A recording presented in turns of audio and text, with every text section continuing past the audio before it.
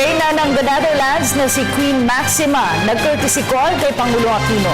Sa kanilang pulong ibinahagi ng Pangulo ang mga proyekto ng pamahalaan para isulong ang adhikain ng Reyna. Ang detalye sa ulat ni Elena Luna. Ipinaabot ng Reyna ng the Netherlands kay Pangulong Aquino ang papuri sa ipinatutupad na pamamaraan sa bansa para maging madali sa mga Pilipino ang makakuha ng tulong sa pananalapi. Nasa Pilipinas si Queen Maxima bilang Special Advocate for Inclusive Finance for Development United Nations Secretary General.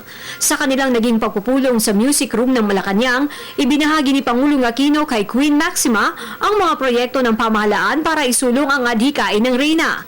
Inihalimbawa ng Pangulo ang Conditional Cash Transfer Program para sa mga mahihirap, pati na rin ang Converge o Convergence and Value Chain Enhancement for Rural Growth and Empowerment at Fish Coral o Fisheries Coastal Resources and Livelihood, kung saan may nalalapitan ang mga mangingisda at magsasaka para sa kanilang puhunan. Ang kabiyak ni King Willem Alexander ng the Netherlands ay nasa Pilipinas para sa 3 araw na official visit. Nakasama ni Queen Maxima sa courtesy call kay Pangulong ang UN Resident and Humanitarian Coordinator at opisyal ng World Bank Group. Bumibisita siya dito sa imbitasyon ng Bangko Sentral ng Pilipinas.